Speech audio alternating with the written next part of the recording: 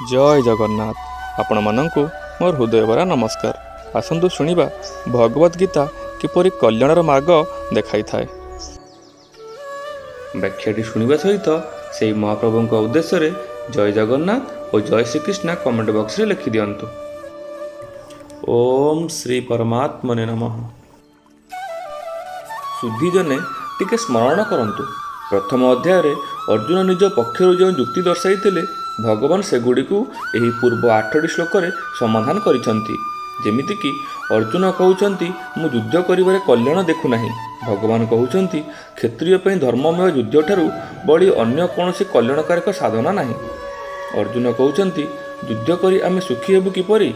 भगवान कहउचंती जो क्षत्रियों को एपरि युद्ध प्राप्त हुए से माने ही सुखी। अर्जुन कहउचंती युद्धर परिणाम स्वरूप नरक प्राप्ति हेबो। भगवान कहउचंती युद्ध कले स्वर्ग प्राप्ति हेबो। अर्जुन कहउचंती युद्ध कले पाप लागिबो। भगवान कहउचंती युद्ध न कले पाप लागिबो। अर्जुन पुणी कहउचंती युद्ध कले परिणाम स्वरूप धर्मनाश हेबो। भगवान कहउचंती युद्ध न कले ही धर्मनाश हेबो। भगवद गीता व्यवहारिक अर्थात सामाजिक क्षेत्र पर असाधारण परमार्थिक कलार शिक्षा प्रदान करे, जहाद्वारा मनुष्य प्रत्येक परिस्थिति रही तथा शास्त्र विहित सब प्रकार कर्तव्य कर्म करी मध्य निजर कल्याण करिपारिबो। अन्य ग्रंथ माने प्राय कहती जे जदि आपण निजर कल्याण करने को चाहती सबकिछि परित्याग करी साधु हो जातु, एकांत स्थान को चली जातु। कारण व्यवहार और परमार्थ दुईटी जाकर एक संगरे आचरण संभव नुहे। मात्र गीता कहे आपण जेउठी अछंती, जेउ मत और सिद्धांत को स्वीकार करुछंती, जेउ धर्म संप्रदाय वर्ष आश्रम इत्यादि को स्वीकार करुछंती, ताहाकु स्वीकार करी गीता अनुसार परिचालित हेले कल्याण होई परिबो।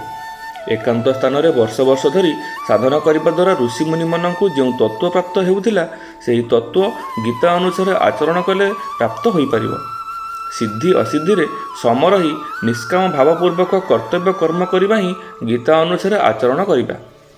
युद्ध ठारू बड़ी घोर परिस्थिति और प्रवृत्ति आउ कौन होई पारे।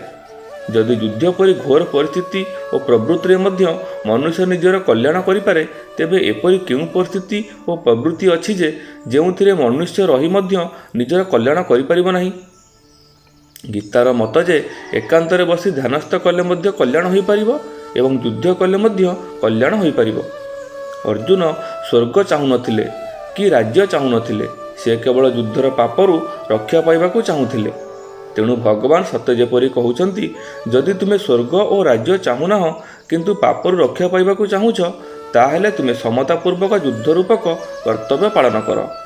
तेणिकी तुमको पाप लागिब नाही। पाप लागिबार युद्ध कारण नुहे, बरं विषमता अर्थात पक्षपात कामना स्वार्थ अहंकार ही यार कारण। युद्ध तो तुमर कर्तव्य बा धर्म, कर्तव्य न कले और अकर्तव्य कले पाप लागे। आपणको अशेष अशेष धन्यवाद। महाप्रभु जगन्नाथ पाखरे समस्त मंगल कामना करी रहुछि। नमस्कार। जय जगन्नाथ, जय श्रीकृष्ण।